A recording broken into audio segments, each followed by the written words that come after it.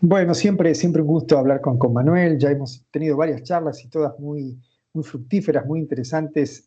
Siempre a partir un poco de tu exploración, Manuel, sobre años y años trabajando temas que tienen como núcleo la psicología y la clínica, pero rodea, fundamenta, contextualiza todo un abordaje antropológico, epistemológico, y toda esa red que entrama, que hermana y que además hace sostenible también una visión de la psicología, luego en particular de psicoanálisis, pero también una visión acerca de cómo puede, digamos, uno intervenir, propiciar en el encuentro con otro, qué discurrir de la vida puede uno vincularse, ¿no?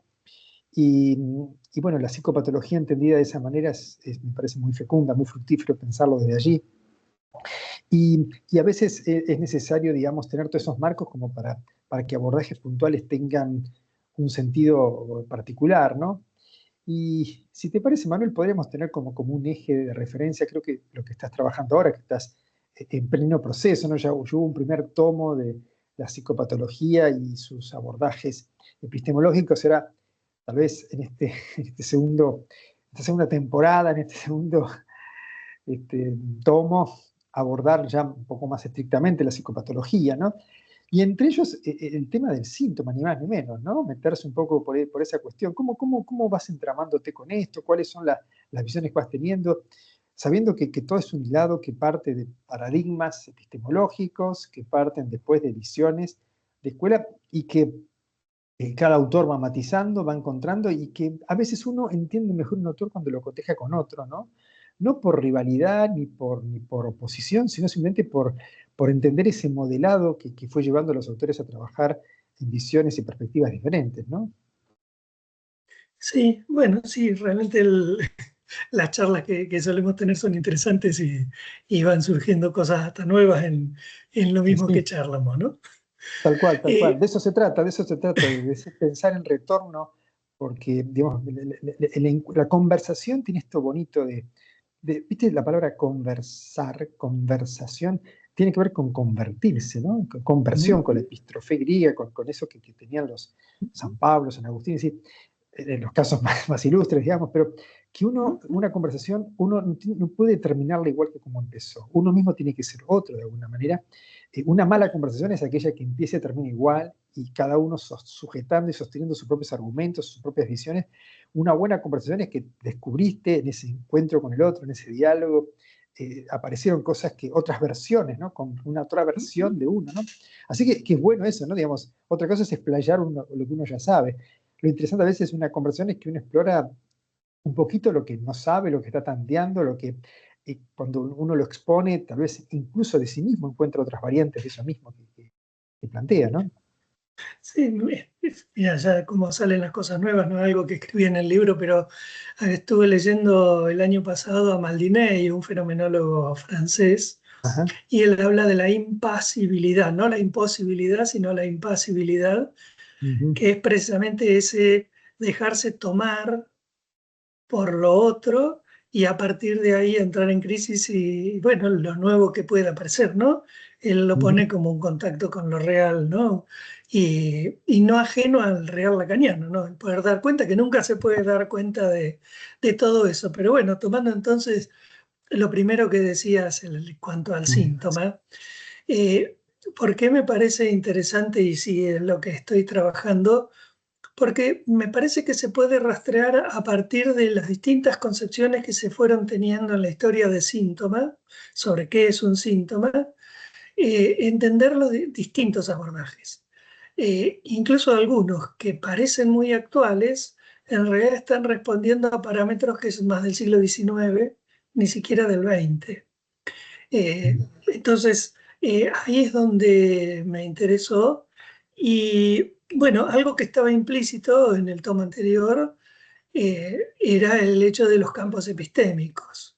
Mm. En aquel estaba implícito. Acá empiezo por los campos epistémicos. Entonces, en ese sentido, la actitud de acercamiento al fenómeno, a aquello que aparece, puede ser o en el orden de una mirada, en donde el saber está puesto en el que observa, Mm. o la aproximación desde escuchar al otro en este orden como la conversación que está diciendo, Mm, pero todavía con un paso más. El saber está puesto en el otro, no en el que escucha, pero ahí ya como instrumentación técnica de eso. En una conversación eso es necesario, pero en un abordaje psicopatológico ya más. Todo lo que fue el paso de la mirada a la escucha, lo que trabajó Foucault y el lugar que ocupa ahí Freud. mm, Y en un tercer momento, algo que como trabajar, yo lo aprendí de Roberto Harari, acá argentino, surge desde Lacan, obviamente, pero Harari lo profundiza, el hecho de no atender al sentido, que es lo más propio, si querés, de una escucha hermenéutica, incluso mayéutica, sino atender al sonido y los efectos de real que tiene en ese lenguaje. Entonces, allí la cuestión pasa por lo que es el orden del malentendido, por el equívoco fónico, no solamente por la polisemia, sino por la polifonía y el equívoco no fónico. Entonces, como una actitud de escucha, una actitud de mirada, si lo tomamos históricamente previo, y una cuestión de audicionar en donde lo podemos decir claramente porque todos lo hacemos aunque no lo tengamos teorizado. Cuando escuchamos a alguien y en el sentido del contenido de lo que dice apunta hacia un lugar, pero el tono en que lo está diciendo o las maneras como lo dice por el modo como respira, por la cadencia, por ahí está diciendo otra cosa. mm, Eso mm, aparece con el tono, aparece por el gesto también. A veces uno tiene ganas de decirle a alguien, che, si me está diciendo que estás contento, avísale a tu cara o mm. avísale a tu tono de voz, ¿no? Porque a veces está hablando de algo contento, pero parece que estuviera llorando, o sea, estuviera triste. Bueno, este modo de aproximación permite tomar aquello que aparece de maneras diferentes. Claro. Aquí, Manuel, para articular algo y simplemente para pensarlo, ya que, digamos, este campo de la escucha o este campo de la audición, por llamarlos así, no sé si esa terminología es la que usas, El coincido audicionar sería en más la que audicionar, audición. Te digo porque audición pues, suena a lo de una audición para ver si entra en un programa, ¿no? sabes, en casting, claro, claro. Eh, eh, que no estaría mal también. No, No, no estaría mal. pero pensando también en cada tres posibles concepciones del lenguaje, ¿no? Porque un lenguaje de la mirada es un lenguaje de codificación, donde hay que encontrar una especie de aparato instrumental que capture y ordene esa realidad de signos, y cada signo tiene su término y su palabra, y arma un bosquejo donde, bueno, se arma un diagnóstico, y esa es la tarea de un DSM, ¿no? Armar ese lenguaje que organiza ese campo de mirada, organiza los signos y presenta los trastornos, etc. Y eso es el instrumental teórico después para pasárselo, para hacerlo diagnóstico y para pasárselo al tratamiento, y el tratamiento sabrá qué hacer con eso, ¿no? Eh, bueno, por otro lado está el campo de la escucha, ¿no? Donde ahí bien decías vos, ¿no? Es un campo de escucha del sentido, ¿no? Digamos, mayéutico, hermenéutico, lo que sea, pero siempre en un territorio, como decías vos, el saber está puesto en el otro, en el paciente, digamos, pero de todos modos hay siempre una asimetría allí, ¿no? Porque es un saber asimétrico, tiene más saber el paciente, pero el saber escucharlo tiene, siempre no es una relación de pares, no es una relación de amistad, no es una relación fraterna, no es una relación de equivalencia, digamos, es una Ujú. relación asimétrica ante el saber, pero asimétrica en el saber y asimétrica en la suposición de saber, ¿no? Porque esa asimetría se desbalancea en un campo, en un lado y en otro, ¿no? Pero es interesante esta otra, tercera, digamos, eh, el audicionar como una concepción del lenguaje que va más como a la materialidad del lenguaje, a la gestualidad del lenguaje, al grano de la voz, no sé cómo diría tal vez Sí, Roland Barthes, ¿no? exacto. Cuando hablaba, recordaba a un paciente hace unos años que cada vez que hablaba y pasaba algo importante, se le aflautaba un poquito la voz, le aparecía y no era tanto lo que decía, que no parecía no correrse de un lenguaje habitual, pero había algo en esa sujeción, en ese ahogamiento de la voz que tocaba ese punto que era, bueno, un punto neurálgico, ¿no? de su cuestión. Y pasaba más que, no era tanto ni un acto fallido, ni un lapsus, ni una pregunta, ni una incomodidad, ni una aparición de una angustia, de un sollozo, nada. Pero era esa cuestión de la voz, de lo fónico, ¿no? Que era claro y evidente, ¿no? Y claramente había algo ahí que era ese puntuar de lo real, ese punto, ¿no? Y apareció un poco ahí, ¿no? Porque fíjate que si lo vemos en un análisis, son esas cosas que el que habla no se da cuenta en principio que está tramitando algo por ahí, pero tiene que ver con las trazas más primarias de la relación con el otro en los momentos constituyentes. Eso que Lacan habla de la LAN, digamos, esas Lengua, ¿no? trazas Sí. que quedaron del eco del otro en el cuerpo, por eso son de un orden pulsional. Digamos, Mm, así como vos decías, esa cara más comunicacional, que si crees es la cara más imaginaria, la cara del sentido en el orden más simbólico, esto es de un orden más real, por lo tanto es imposible de ser aprehendido imaginario o simbólicamente, sin embargo, sí se muestra y se puede hacer otra cosa con eso. No pasa por el orden de la interpretación, sino del saber claro, hacer otra cosa con eso, claro, ¿no? claro. Y ahí, Manuel, digamos, porque uno se preguntaría clínicamente, porque en esta visión de la mirada es capturar los signos relevantes, esos signos más patognomónicos, esos signos que detecten el trastorno y en qué lugar, en qué casillero del DSM, por decirlo así, pero podría ser otra cosa. Va a entrar eso, ¿no? Y cuál es el marco que lo contiene y qué figura se ve ahí. Está armada por los signos que configura, digamos. Y el lenguaje tiene que ayudar a esa articulación, a esa sintaxis, digamos. El otro es más del orden de la semántica, ¿no? Pareciera del orden Exacto. de la, digamos, de la producción de sentido, de la significancia, incluso de los avatares, de las disrupciones, de los lapsus, de las digresiones, del no saber ahí, digamos, bueno, todas esas cuestiones. Ahora, y digamos que el analista interviene en eso, digamos, dando cuenta de eso, reconstruyendo, lo que sea, ¿no? Ahora, en esta tercera uno se preguntaría, ¿cómo sería una intervención? Digo, para pensarlo, ¿no? Para compartirlo, ¿no? Esa intervención ligada a un saber hacer, ligada a eso que muestra un entorno pulsional muy primario, digamos, esos ecos del otro, ¿no? Uno se imaginaría cuál sería la intervención allí, ¿no? Recuerdo, no sé si tendrá que ver con esto, con el famoso Gestapo de Lacan, con esa paciente, ¿no? Mm, mm, mm.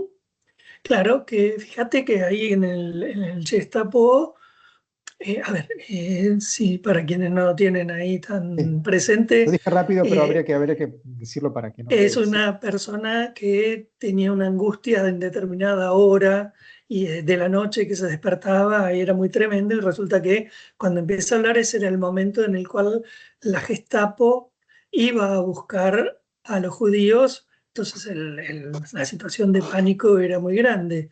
Mm, Y Lacan transforma desde lo fónico, porque Gestapo en francés ahí tenemos un juego de lenguaje, ¿no? Porque esta paciente era en alemán, como era dicho, pero Lacan lo audiciona en francés y lo transforma en un significante en francés, pero puesto en acto. Le hace una caricia, una suave caricia no le habla, le hace una suave caricia a la paciente.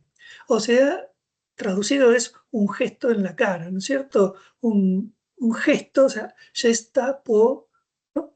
Que obviamente no está por el orden del sentido de la palabra gestapo, no está por el horror, sino que genera una transformación con otro hacer, con eso mismo, con esas mismas letras que habían dado lugar a la construcción de esa palabra en alemán, pero la intraduce, o sea, la traduce en otra lengua, no la traduce, sino que la transforma. Esa es la manera de lo que es un forzaje. No es la única manera de intervenir, porque por ejemplo, una analizante viene hablando y en un momento dice Ana Vela y se traba allí y sigue, ¿no?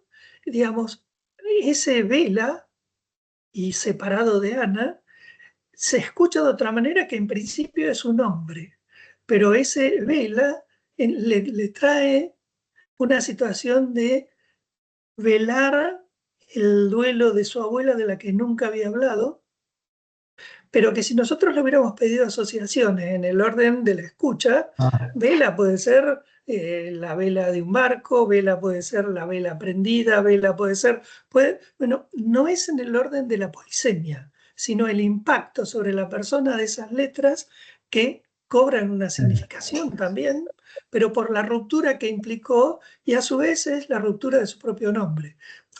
Dos cuestiones así muy simples. Puede aparecer por simplemente un suspiro, puede aparecer por situaciones que rompen esa cadencia del lenguaje, pero en el orden del sonido y en donde sonido y sentido van pegados. No es insignificante, es otra manera de... Pero seguro. bueno, estamos tomándolo, fíjate, en términos de cómo sería un abordaje, porque si vamos al síntoma, el síntoma en la mirada, vos lo explicabas muy bien, ¿qué es un trastorno? Un síndrome, es un conjunto de síntomas. Por eso es estadístico, o sea, pero ahí, ¿qué es lo que pasa? Se busca que ese síntoma represente y certifique el trastorno. Por eso es que tiene que tener de estos 5 al menos 3. O sea, está buscando en última instancia que es clasificar. Y a su vez, si fuera posible, efecto de una causa. Por eso sirve o para medicar o para trabajar adaptativamente en forma, por ejemplo, conductual o conductual cognitiva, ¿no? Y es exterior, es sin sujeto. Fíjate qué distinto de esto que estamos diciendo. Y a su vez es registrable y, si fuera posible, medible. De Mm. hecho, tuvo que aparecer al menos 3 meses, tuvo que aparecer al menos 5 de estos 3, 3 de estos 5. Fíjate qué distinto que es cuando lo tomas en lo sistémico, en lo fenomenológico, en lo psicoanalítico, porque no es exclusivo esto Claro. que estábamos diciendo, era más bien en un análisis, ¿no? En un psicoanálisis. Y lo que vos decías era la disparidad subjetiva en la transferencia, Ujú. ¿no? Sí, Pero claro. ocurre también en un abordaje fenomenológico o sistémico. Mm, sí. Bueno, es que todas estas posibilidades de abordajes de autores, escuelas y más, tienen, antes del componente, entre comillas, metodológico de abordaje, tienen primero cuestiones de orden antropológico. La concepción del ser humano, que tendría una concepción conductista, conductual o fenomenológica o sistémica o psicoanalítica, es distinta, ¿no? Es una visión distinta. Epistemológicamente también supone algo distinto, ¿no? Como decías vos, incluso en una visión psicoanalítica, supongamos un abordaje desde la escucha o desde el audicionar, supongamos aquí, también sería distinto, Claro, ¿no? O también agregando alguna cosa, pero creo que vos la decías, no es lo mismo plantearlo desde una escucha significante que desde un audicionar de la letra, estaría más cerca claro. de ese lado, o poniendo el énfasis en la organización simbólica de la cadena significante y en esas irrupciones de lo real, a flor de piel y en la materialidad del lenguaje, por así decirlo, y en toda su articulación más bien fonoaudiológica o Sí, fonológica, sí, ¿no? la foné que tiene que ver incluso, Homofonías y cosas por el fíjate, estilo, ¿no? claro, Eh, que, que, que no es que desligan del campo de la significación, pero como decías vos, parece pegar un poco más la configuración subjetiva y lo que realmente atañe a esa persona, eso que aparece allí como amalgamado, digamos, en este eh, tocar físico el cuerpo, ¿no? En ese lenguaje, y que se expresa no tanto las significaciones que logra o las asociaciones que hace, sino más bien en eso que lo contacta con esas cuestiones tan primarias que hacen a su sintomatología, ¿no? y a la posibilidad de una apertura. Y a ver, el libro anterior terminó con la libertad. Exacto. Cuando nosotros hacemos el pasaje, digamos, cuando estudiamos Lacan, en general pensamos en los registros imaginarios, simbólico, Ujú. real, incluso al principio se dedicó a lo imaginario, después a lo simbólico, después a lo real. No es tan así solamente, eso es esquemático para enseñarlo, pero hay algo de verdad en la prioridad que hay. Ahora, en ese sentido, claro, lo simbólico apunta al universal, por lo tanto, lo menos singular que hay.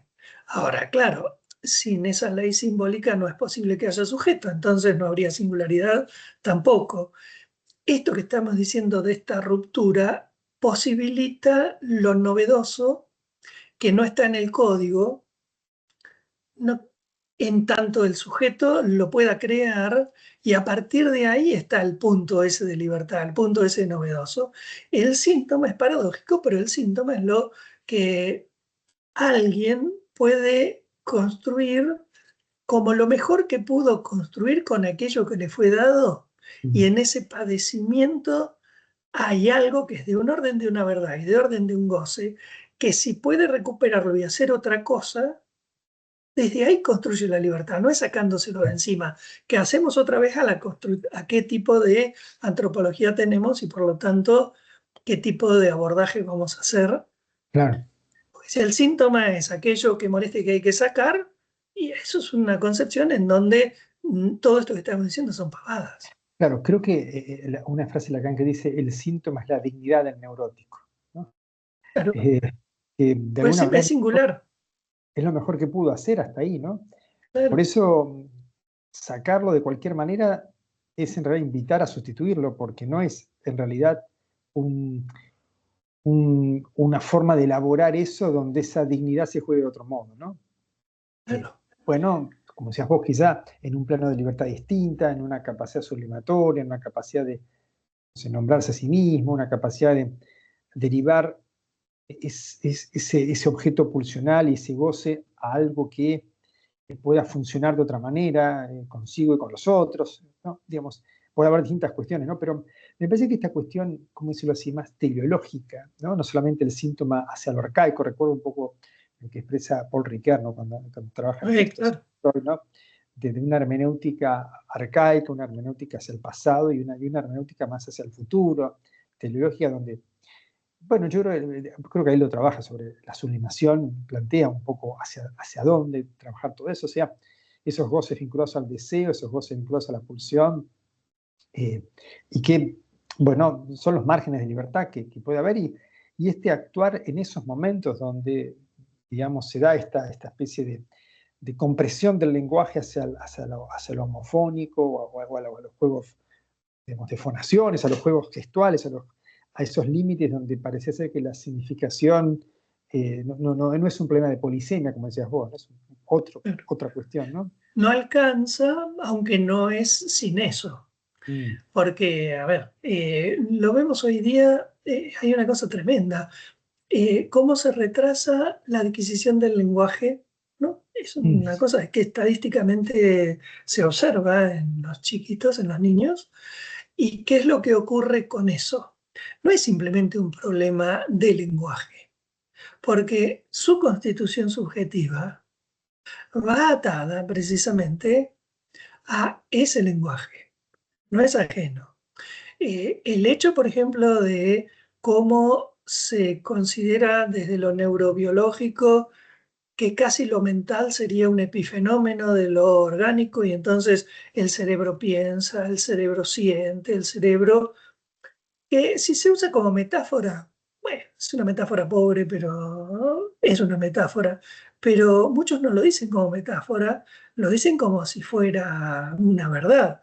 A ver, otra cuestión muy actual, el trauma.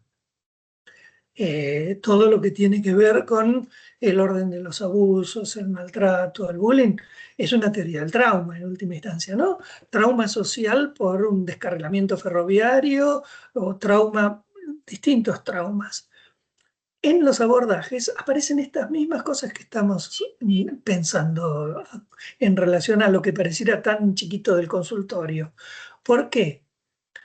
Porque una teoría del trauma en donde esté pensado como lo inmediato y la consecuencia neurobiológica que trae, y por lo tanto después cuál sería la solución, por ejemplo el MRR, digamos, ¿te acordás? El tratamiento por movimiento de los ojos, por cruce, ¿no? El cruce cerebral, y lo que implica cómo si fuera un obrar automáticamente sobre el cerebro y eso ya sería el tratamiento. Está hablando de que no hay sujeto. Y es lo más nuevo, digamos. Las neurociencias han traído cuestiones formidables y nos han enseñado un montón de cosas. Confirman muchísimas de las hipótesis que teníamos y abren otras de una manera interesantísima. Pero cuando se lo pone en un marco antropológico, si nosotros tomamos el trauma como la cosa inmediata, porque me pasó eso, entonces ahora yo tengo la vida, supongamos generalmente expuesto en víctima, ¿no? Jorobada para siempre, es no haber podido pensar lo que es la temporalidad, no haber podido pensar la participación del sujeto, no haber podido pensar, lo cual no es culpabilizar, él lo generó. Porque, por ejemplo, cuando se suele decir tiene cáncer, pero vos viste que el cáncer es autoinfligido, a ver, paremos un poco la mano. O sea, autoinfligirse todo y por lo tanto culpabilizarse, no poder pensar y ponerlo en una versión en donde lo interdisciplinario es fundamental, pero con una antropología de base. Con esto del trauma ocurre lo otro tanto. Freud comienza con la teoría del trauma. Suele decirse, era la teoría de Charcot. No, es totalmente distinto. En Charcot era algo ocasional que podía ser cualquier cosa y que desencadenaba lo que en herencia ya estaba puesto. En Freud no existe eso ocasional. Es algo que queda inscrito como representación que en un momento posterior y por la asociación con otra representación, en la posterior, en la extralis, ¿no? La precup, cobra sentido, no es que le da un nuevo sentido, porque darle un nuevo sentido es resignificar, no, no, no, acá es cobra sentido y a partir de ahí, ¿qué es lo que en el sujeto se construye? O sea, fíjate, es otra temporalidad, otra relación con el otro lugar del cuerpo, porque el cuerpo, entendido como lo decíamos ahí con el trauma, es organismo. Si pensamos la diferencia entre soma, organismo y físico, organismo es la máquina. Acá estamos pensando en la implementación en el orden de lo físico, que es ese anclaje pulsional. Entonces, Bueno, esto es sí, sí, cuando tomamos poder pensar el síntoma en estas dimensiones, te abre otra clínica. sí. Bueno, yo por nombrarlo de alguna manera, la distinción entre la biología y el cuerpo, ¿no? Esa biología que es eh, el organismo vivo, digamos, que funciona y se estudia anatómicamente, fisiológicamente, etc. Y un cuerpo que es el determinado por la inscripción psíquica, ¿no? Y donde el cuerpo es escenario del inconsciente, por ejemplo, ¿no? Y donde los síntomas van a significarse y a ponerse de relieve, y un cuerpo atravesado por lo pulsional, por el lenguaje, etcétera, ¿no? Pero bueno, sí, desde luego que me parece que esta noción de sujeto es la compleja, porque efectivamente muchas veces la ciencia ha progresado en algún sentido, poniendo entre paréntesis esa cuestión, ¿no? O en todo caso estudiando eso en términos, por ejemplo, de facultades. Por ejemplo, cómo se estudia objetivamente la percepción, cómo se estudia objetivamente la memoria, o eventualmente incluso las emociones, sí, tratando de no necesitar de la noción de un sujeto o incluso hasta de una mente. Bueno, el conductismo lo llevó a planos radicales de exclusión de ese tema y errores de raíz filosófica, concebir un yo, digamos. El gran error que ha heredado la psicología a partir de la filosofía es ese apotegma socrático que decía, conócete a ti mismo. ¿Cuál es ese ti mismo? ¿Dónde está ese oráculo de Delfos que te dice, vos, hay algo dentro tuyo íntimo que resiste a cualquier biología, a cualquier corporalidad y que es otra cosa, ¿no? Bueno, se niegan a ese dualismo, se niegan a eso porque la ciencia estudia fenómenos conductuales, estudia fenómenos observables, cuantificables y estadísticos y La que ciencia positivista. sí, sí, la ciencia, desde luego, la ciencia que tiene como raíz las ciencias naturales, ¿no? Si uno pensaría, digamos, ¿no? Una universidad quiere implementar la carrera de psicología y tiene una facultad de humanidades y una facultad de ciencias de ciencias, ¿no? De ciencias duras, De diríamos, ciencias porque duras, sí, de ciencias duras, de ciencia y tecnología, no sé, supongamos, ¿no? Y sí, sí, para un sí, conductista tiene que ir ahí, para humanidades sería un error claro. poner al lado de Ciencias, filosofía. ciencias de la comunicación, más o menos, pero ciencias del comportamiento son eso, ¿no? Sí, sí, tiene que ser heredera y continuadora de la física, la química, la biología, la fisiología, la psicología van por esa línea, y epistemológicamente y antropológicamente van de la mano eso, ¿no? Claro, la noción de sujeto es problemática, otra concepción de sujeto también, que es, supongamos, el cognitivismo, si es que propone un sujeto, es un sujeto de representaciones cognitivas que las manipula, ¿no? Que algo las manipula, y las manipula en función de un ordenamiento de esa cognición y de esas decisiones, que a pesar de que necesita el concepto de mente, el cognitivismo, por eso Skinner, por ejemplo, también se opone al cognitivismo porque Claro, necesita la idea de mente, pero en términos operativos no habría mucha dificultad. Hay una dificultad antropológica, pero no epistemológica, me parece, ¿no? Porque epistemológicamente, en el fondo, trabajan sobre conducta, llegado el caso, ¿no? Eh, claro, el tema de la mente es un poco un tema que le daría un poco de conflicto a un conductista más radicalizado como él, pero en términos generales no hay ningún problema en que los psicólogos, por ejemplo, de Estados Unidos se llamen cognitivo-conductuales en su gran mayoría, ¿no? O sea, no encuentran ujú, allí un problema, ¿no? Pero claro, la noción de sujeto también es una noción de sujeto muy esquilada, y ¿no? más cercano a un sujeto cognoscente que a lo que Sí, sería un sujeto de lo inconsciente o el sujeto en el sentido de la encarnación fenomenológica, ¿no? no, un sujeto que elabora representaciones, cogniciones y que son adecuadas para, ¿no? Eh, eh, digamos, el conductista impersonaliza los fenómenos psicológicos y los convierte en conductas que lo que hay que conocer es el procedimiento, digamos, ¿no? La pregunta por el sentido, la pregunta bueno, por eso que de algún modo no se encuentra en el tubo de ensayo, en la estadística, en el sentido tradicional de la palabra, ¿no? Pero bueno, sí, ahí claramente hay una visión antropológica distinta y en todo caso también corrientes así que intentan mediar un poco como eso que decías vos, el epifenomenalismo, es de pensar que la mente es un fenómeno que emerge, ¿no? El emergentismo, por ejemplo, esas teorías que no dejan de tener muchos problemas teóricos y conceptuales, esas teorías de la mente como un epifenómeno en la materia y demás, esos autores como Damasio y así, intentan, digamos, no deshabilitar una noción de sujeto y más, pero hacerlo depender finalmente de un epifenómeno no deja de ser un problema, ¿no?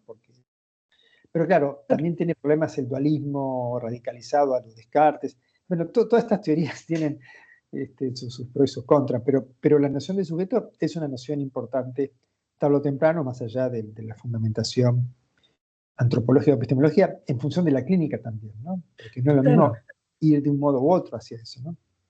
porque el asunto pasa por si le das lugar o no al que habla, de que desde él es desde donde va a surgir ese orden de saber que en última instancia es lo que importa, que en términos más significantes, bueno, es un saber más próximo a la verdad. En términos más fónicos, es un saber en el orden del hacer, ¿no? Mm. Saber hacer allí con aquello que había dado lugar a la formación del síntoma. Son órdenes distintos de saber. El concepto Claro. de sujeto va más ligado a la cuestión del acto, porque el sujeto no es autoengendrado, ni es un sujeto de representaciones en términos, por ejemplo, lacanianos, eh, sino que emerge en el a posteriori, captándose luego de haber realizado el acto del cual se hace responsable. Si no se hace responsable, tampoco. Entonces, ahí viene toda una serie de cuestiones interesantísimas. Hoy me hablaban de un señor en un control, en un análisis de control, un señor de unos 70 años. 70 años uno supondría que es alguien que, bueno, ya está de vuelta, ¿no? De muchas cosas. Sin embargo, sigue quejándose de los conflictos que 30 años atrás tuvo con la mujer, la versión que la mujer le dio de él a los hijos y cómo los hijos entonces hoy lo maltratan. Pensá la edad de los hijos, si él tiene 70. Cómo los hijos lo maltratan en función de eso que dice la mujer. Fíjate la desvinculación con toda la historia esa, la desresponsabilización. Es alguien que recién está consultando, es de esperar que en un análisis esto pueda moverse, pero forma parte de lo cotidiano el no hacerse cargo, ¿no? Responsablemente de lo que uno hace. Y no solamente digo lo que dice, lo que uno hace, ¿no? Porque el decir es un hacer también, ¿no? Lo performativo de, del habla, ¿no? Sí, sí, sí. Hablando de esto, así también algunas teorías del lenguaje y una colación un poquito lateral, pero por ahí sirve para pensarlo, ¿no? De esas teorías culturalistas, como autores como Sapir y Wolf y demás. Y esos habían estudiado que los idiomas occidentales, ¿no? Anglosajones y más, las primeras palabras que aprende un bebé son sustantivos, ¿no? Mamá, bebé, casa, ¿no? Pero las primeras palabras que aprende en los idiomas orientales, ¿no? Son verbos. Comer, dormir, hablar, ¿no? Es una acción, ¿no? Eh, Digo, más allá de todos los aspectos así culturalistas que hacen a esa red cultural del el otro se entrama, ¿qué es lo primero que uno asocia cuando es hablar, hacer, digamos, ¿no? O sea, o hablar, decir, o hablar, ¿qué? O hablar nominal, ¿no? Digamos que habría, entre comillas, por ponerlo así en un marco muy general, una subjetividad armada en términos de nominaciones sustantivas, ¿no? Donde de algún modo vos nombrás cosas que se fijan y otra cosa es nombrar acciones que tienen, digamos, una configuración distinta, ¿no? Más bien ese juego del acto, ¿no? Uno pensaría, digamos, para aplicarlo simplemente como metáfora, ¿no? Si uno no tendría que pasar del nombrar al hacer, digamos, del sustantivo al verbo, ¿no? Porque ese nombrar que trata de buscar significaciones y decir, es esto, es aquello, digamos, nombrar las cosas y significarlas en ese nombrar. Y otra cosa es la acción, ¿no? Nombrar una acción, ¿no? Hacerlo, efectivamente, ¿no? Saber hacer, ¿no? No solamente seguir elucubrando acerca de qué sentido tiene.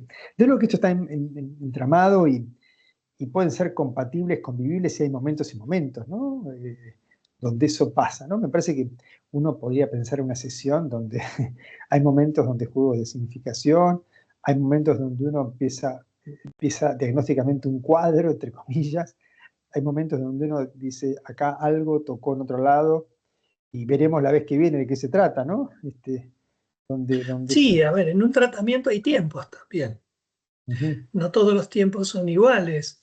Tiene que construirse una demanda que no es simplemente un pedido de me siento mal, haga algo con esto usted, sino eso tiene que estar puesto y a partir de ahí tiene que haber un orden de saber que generalmente está puesto en el otro, que es ese sujeto supuesto al saber, ese inicio simbólico de la transferencia, pero que va y viene y que en sí se deposita también en ese analista aquello de lo cual yo no me hago cargo, que no es solamente el orden del saber, sino aquello que en mi constitución quedó del lado de fuera de lo que supuestamente soy yo, el no yo y el lugar del objeto, digamos, todo eso va armándose hasta, bueno, llegar al final en donde eso cae y puedo hacerme cargo yo, principalmente desde ese lugar de la falta. Y desde ese lugar de la no significación, bancarse eso es muchísimo. A ver, en términos difíciles, en psicoanalítico se dice eso, elaborar la castración. Lo que pasa es que eso es un lenguaje muy formalizado, porque castración no tiene que ver con emasculación, castración no es el acto biológico que es la castración en el campo cuando se capa a los animales, ¿no es cierto? Ahora, claro, si vamos al lenguaje, fíjate, por ejemplo, cuando un sistémico toma el lenguaje, tampoco hay ahí un sujeto un sujeto. Así hay sujeto identificado en el grupo, el chivo expiatorio, por ejemplo.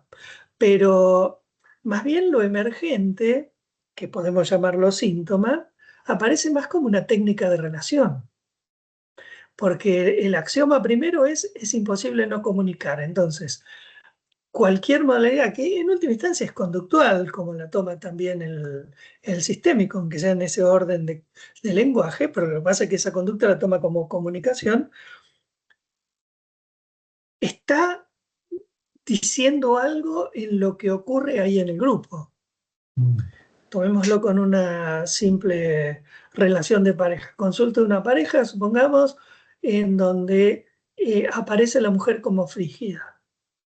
Cuando se empieza a trabajar, en realidad era más bien la impotencia del marido y la frigidez de ella lo que cubría lo que entre ellos había que cubrir, que era la hombría, que si no quedaba lesionada por esa impotencia. Bueno, hay un montón de situaciones y un montón de publicaciones al respecto. Halley tiene un caso de una mujer que aparecía como muy obsesiva y en realidad de qué manera eso era una técnica de relación en función del marido y lo que ocurría. Ahora, claro, así como es imposible no comunicar, hay distintos niveles de comunicación. Otra cuestión fundamental, o sea, una es el orden del contenido y otra es lo que implica en la jerarquía de la relación. O sea, no podemos leer sin presupuestos. Ahora, podemos no darnos cuenta los presupuestos de lectura que tenemos. Por ejemplo, acá estamos teniendo una concepción del lenguaje, estamos teniendo una concepción de lo humano, una concepción del otro, ¿no? Tal cual, Distinto de bueno. lo que veníamos diciendo, distinto a lo del conductista, distinto a lo del psicoanalista, ¿no?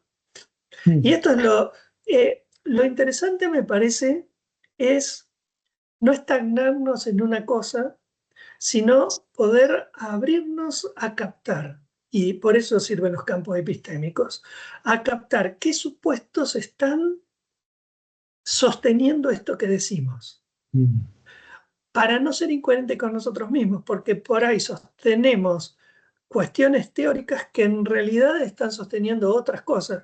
Esto es más o menos como incluso en política a veces escuchamos, ¿no? Se supone que alguien está sosteniendo algo y en realidad cuando después escuchamos y vemos lo que está proponiendo va para otro lado, qué sé yo, puso en línea a la derecha y dobló a la izquierda, puso en línea a la izquierda y dobló a la derecha, digamos. Generalmente este último, sí. O sea, a ver, en política estamos acostumbrados a estrategias, pero en general, en el campo disciplinar nuestro, no son estrategias, son más bien falta de haberse detenido a poder ver en qué estamos fundamentados, me parece, ¿no? Que no es lo mismo. Que a veces es corrido por la urgencia, porque esto podemos parar cuando, ¿no? Cuando tenemos al paciente adelante. Cuando tenés al paciente adelante tenés que operar del modo como ya elegiste en acto. Pero para eso viene el otro momento de reflexión y de estudio y de conversación con otros, ¿no? Sí, pero es importante esto porque me parece, digamos, tener como esa secuencia entre una concepción antropológica, epistemológica, y, y después vendría la psicológica clínica, aunque en realidad partimos al revés, muchas veces partimos derecho clínico, pensamos psicológicamente qué conceptos nos parecerían necesarios, fructíferos para organizar ese campo clínico, digamos, supongamos, tener o no tener el concepto de pulsión sería distinto que tener el concepto, supongamos, de necesidad o instinto y Exacto. conductas que se manipulan, estímulo-respuesta, supongamos. Luego tener un campo epistemológico de este orden que decíamos, pero este campo epistemológico se sostiene sobre una visión antropológica, es decir, si el ser humano es una máquina que opera biológicamente y es simplemente una diferencia de cantidades y no de dimensiones, digamos, cantidad de estímulos y respuestas que trabajan y complejidades de un cerebro que tiene 86 mil millones de neuronas a una ameba que tiene 100 neuronas, no sé. Es un tema de complejidades y las complejidades hacen cosas más sutiles, pero no de otra índole, a una irrupción de una concepción antropológica de dimensiones diversas, donde, por ejemplo, el lenguaje también es plataforma de una dimensión distinta a la dimensión, no sé, de la mente biológica, ¿no? Y que esto además irrumpe en la propia biología. La biología humana ya no es más biología de la naturaleza, no es más biología de automatismos, ¿no? Y también no es más biología de un saber, porque el instinto supone un saber de una organización y una especie de dinámica de especie que es análoga una con otra. Aquí la experiencia del lenguaje y de esta antropología abre lugar a leyes, pero al mismo tiempo a leyes que son soporte de singularidades, ¿no? Y esto supone además historia, ¿no? Porque los animales no son históricos, pero los seres humanos sí, pero son históricos en subjetividades, ¿no? Por así decirlo. Exactamente. Y ahí ¿Y qué sí. implica esas inscripciones y cómo esas inscripciones están en relación al lenguaje, ¿no es cierto? Mm, Que eso lo muestra la clínica de una manera clara. Es interesante, por ejemplo, en relación a lo que decís, los animales. Una cosa es la dignidad del animal y el reconocimiento, hoy día todo lo que es los derechos de la naturaleza, los derechos del animal, pero de ahí a llegar a confundir ese orden de derechos con el que no haya diferencia. mm, Entre la planta y el animal, nadie duda de las diferencias. Entre el animal y el humano, hoy día hay momentos en que te encontrás con justificar estudios sobre la conducta humana a partir de estudios sobre la conducta animal. Ahí hay un salto epistemológico problemático. Y hoy día hay que ver, por ejemplo, llamarle inteligencia artificial a la inteligencia artificial. Es toda una definición, si mm. eso es la inteligencia humana. Entonces, antes era hacia el animal, ahora es hacia la máquina y la sofisticación. Estamos en un momento de transición interesantísimo en la Sí, humanidad, ¿no? bueno, yo creo que en este sentido, cuanto más se sepa, digamos, uno no puede no partir, lo sepa o no lo sepa, de ciertos presupuestos, como decíamos, antropológicos, epistemológicos, metodológicos, de enfoque y demás. Eso lo puedes tener más o menos claro o pueden ser implícitos sin pensarlo demasiado, ¿no? Que quizá eso es lo más peligroso, bueno, cuando están como muy solapados en la reflexión o en toda la estructura teórica, ¿no? Pero tarde o temprano hay una visión ahí de esa índole, ¿no? Con todo cuanto uno más estudia, digamos, a veces los comportamientos animales más se sorprende de algunas cosas, ¿no? Por ejemplo, yo recuerdo, por ejemplo, Vygotsky trabaja, por ejemplo, en la teoría del lenguaje, el famoso libro de Pensamiento y Lenguaje, y rastrea, digamos, hasta los años 30, lo que los aportes antropológicos, etológicos hacían acerca del lenguaje en el mundo animal y las limitaciones que tenía, no llegaban a la dimensión del signo, de la significación, etc. Un lenguaje más funcional.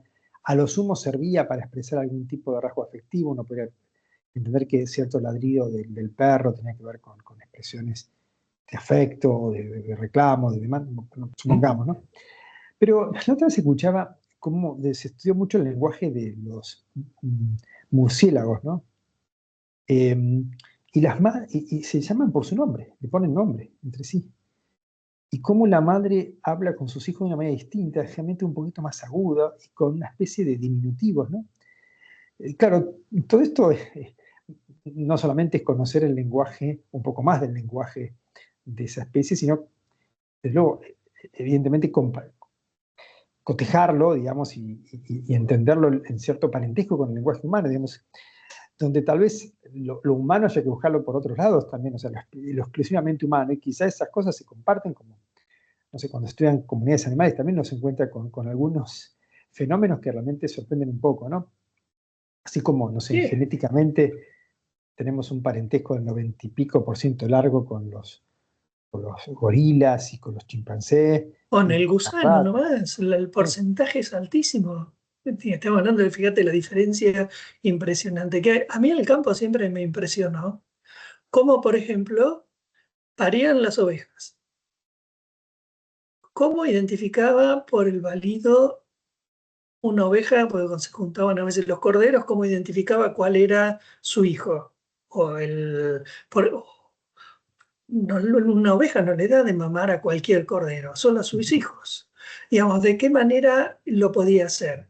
Y estaba el válido, también está el olfato, porque, a ver, veamos, el olfato en nosotros los humanos es lo que está más bajo, en cambio, en la línea evolutiva es de lo primero y lo más desarrollado, ¿no? Eh, a ver, creo que la cuestión no pasa por un punto único. Mm, Y el lenguaje me parece que es un organizador de todos los otros en el humano. Pero el lenguaje en este sentido que decimos, o sea, una cosa es el lenguaje comunicacional, otra cosa es en esto que digo, vos que decías, y el segundo nivel de señalización, lo que tiene que ver con la posibilidad simbólica, que en los animales hay desarrollos sígnicos interesantes, pero no llega al mismo nivel que lo humano, pero en el humano es constituyente de sujeto. Entonces, hay algo propio de eso que no es solamente por el hecho de que usamos palabras y si la cosa es fónica, no fónica, cómo, sino cómo construye cuerpo. En ese sentido, las neurociencias han avanzado muchísimo en relación a cómo un niño, según el modo como es hablado, es la cantidad y el modo de las conexiones neuronales que tiene. No, o sea, estamos hablando del bebé, ¿no es cierto? Eh, Obviamente que también ocurre con lo visual, le tapas un ojo y toda la vía esa que es lo que ocurre. O sea, no es únicamente, pero lo visual a su vez toma sentido en tanto entra en el campo de significación que lo humano está tomado por ese orden simbólico que es el lenguaje.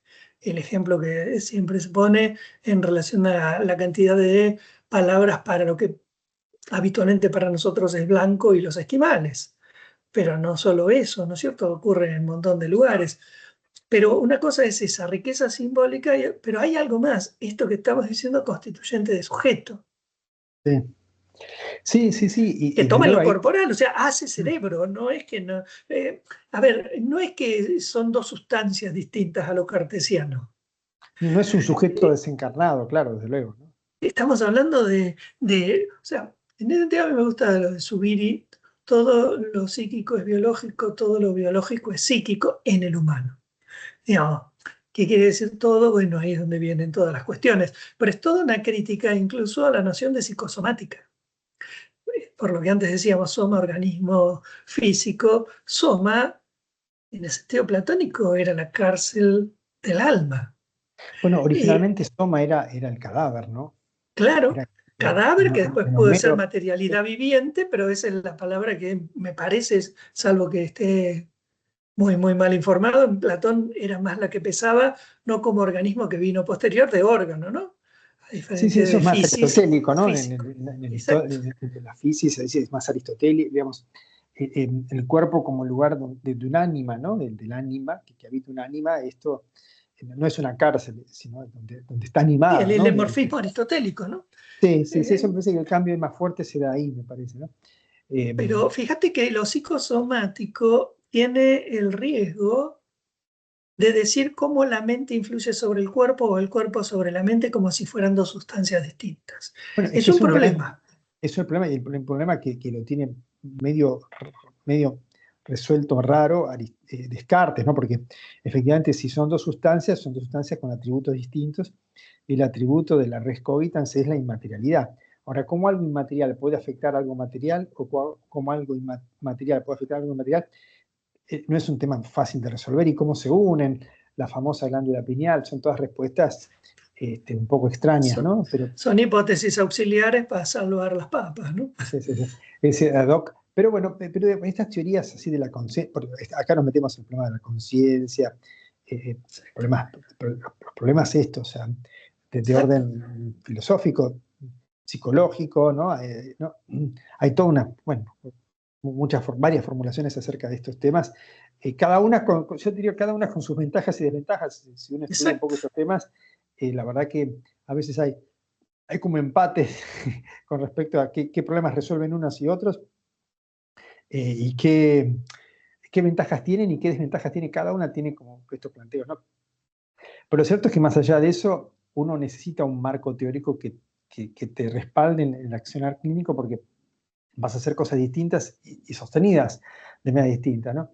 Es cierto que puede pasar un poquito, como creo que decía Lacan de Melanie Klein, acierta sin saber. Puede ser que a veces ciertas cosas resulten, pero tal vez sin tener como la lucidez o la claridad de un marco teórico que uno busca ser como coherente, consistente, como decíamos, un marco teórico que dé cuenta de esto, de lo antropológico, lo epistemológico, y después también teórico y metodológico desde lo psicológico propiamente dicho, y hay teorías, por ejemplo, de qué pasa con el lenguaje, qué pasa con el otro, qué pasa, bueno, desde luego para el psicoanálisis con el goce de existir, digamos, ese goce que sí es un goce atravesado por la castración, no es el goce natural de la existencia del animal, ¿no? Es otro, está marcado por el no saber. Si se quiere, un poco la gran diferencia con la inteligencia artificial que va a tener siempre es que la inteligencia humana, el lenguaje humano está atravesado por el lapsus, por el defecto, porque intrínsecamente el vacío de significación, digamos, el desfasaje, ¿no? Va a estar siempre, ¿no? Yo recuerdo una frase de Levi Strauss que decía, en la cultura siempre se da más de lo que se recibe y se recibe más de lo que se da.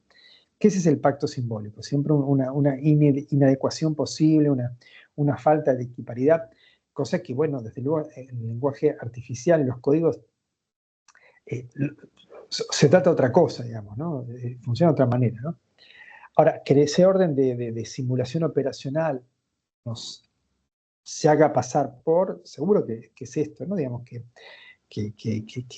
como dice algún autor, creo que Chalmers, que dice la hipótesis del zombie filosófico, podemos replicar materialmente un ser humano y que cuando lo pellizcas grita, pero no hay nadie adentro que sienta dolor en el sentido estricto, ¿no? Digamos, pero responde ¿no? con todas las variables que respondería.